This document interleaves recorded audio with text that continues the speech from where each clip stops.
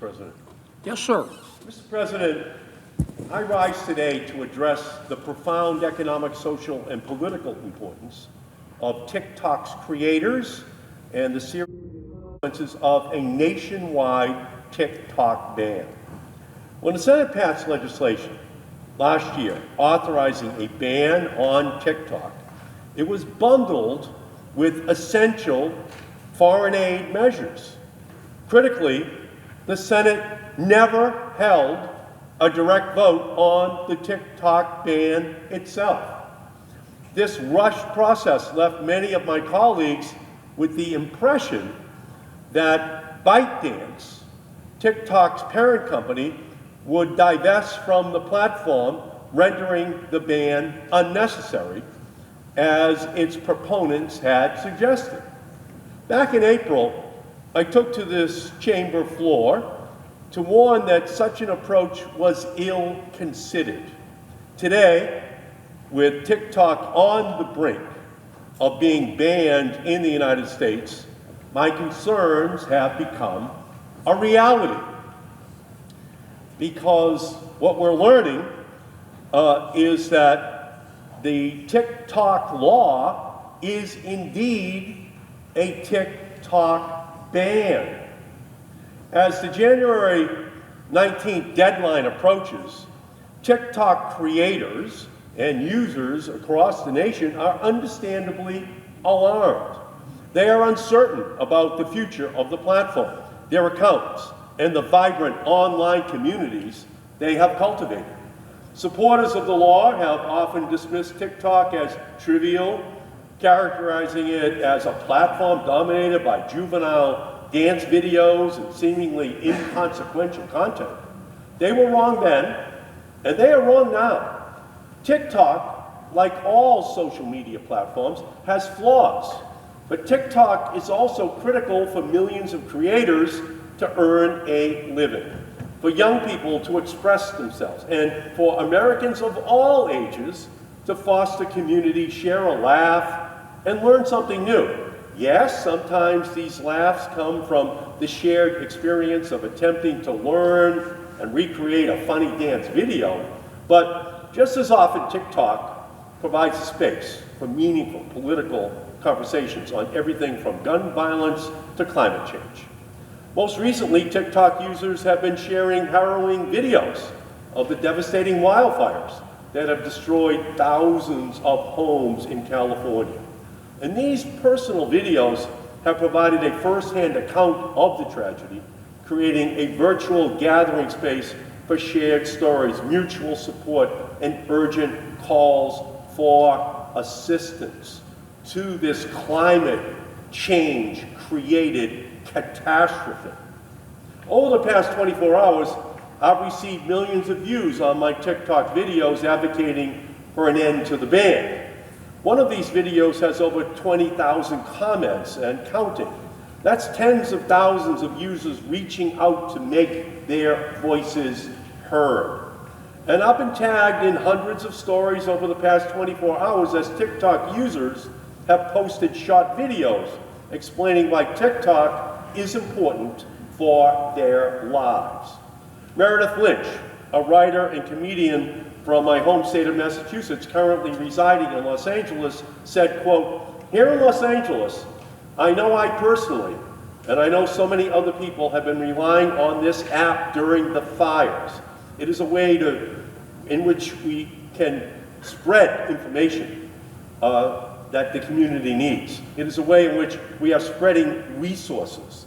Ray, a user who has recently been diagnosed with thyroid cancer, explained, quote, "Because of TikTok, I was able to come on here and share my story. I was able to participate in the Creator Rewards program. And that money is going to help me pay for my cancer surgery." Mary, a disabilities rights advocate and low-income single mother living in Rhode Island, shared that she plays ukulele on TikTok for tips, which pays for her groceries. She explained, "While the district failed me, I found a community on TikTok." This is just a small sample of the thousands of stories that TikTok users are posting about the app's importance in their life. If my colleagues remain unmoved by these personal accounts, they should consider the political implications of the TikTok ban.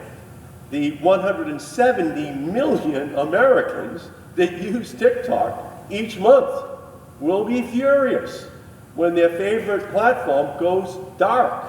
That's 170 million Americans, 170 million reasons to think very carefully about their position on TikTok ban. Make no mistake, these communities cannot be replicated on another app. Creators and small businesses cannot rebuild their audiences overnight. And many have stated that thanks to TikTok's unique culture, it is impossible to develop a similar following on another platform. Users cannot transfer their followers and communities to a new platform. A ban would dismantle a one-of-a-kind informational and cultural ecosystem, silencing millions in the process. The stakes are very high over the next week. And that's why I will soon introduce the Extend the TikTok Deadline Act to extend the deadline by which ByteDance must sell TikTok or face a ban, and it should be extended by an additional 270 days.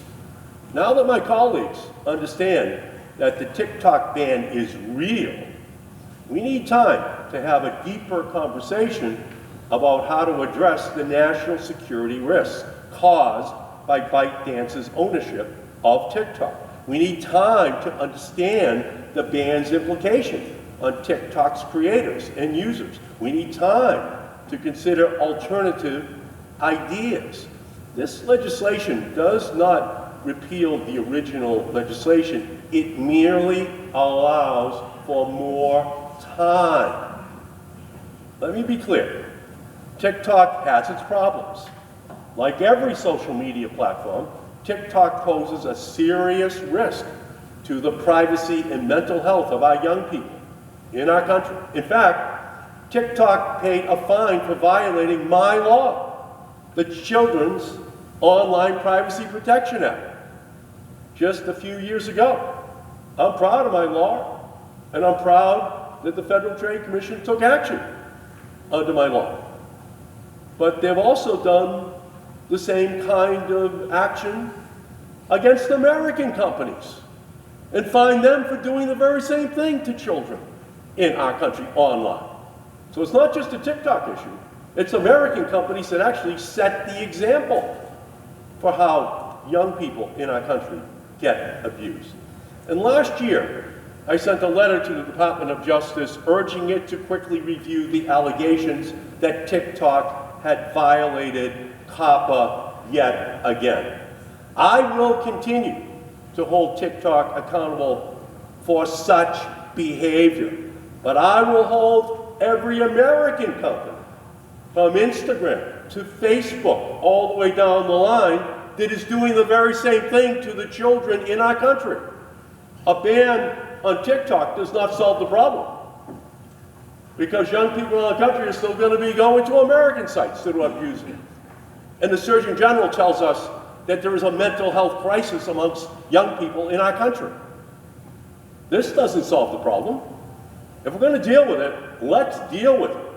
But let's step back and understand that it's not just a TikTok issue. It's social media in general. A TikTok ban would impose serious consequences on millions of Americans who depend upon the app for social connections and for their economic livelihood. We cannot allow this to happen. I will urge the United States Senate to adopt my legislation to give the whole process an additional 270 days for us to debate it in a way in which we did not debate it last year on the Senate floor. And with that, Mr. President, I yield back.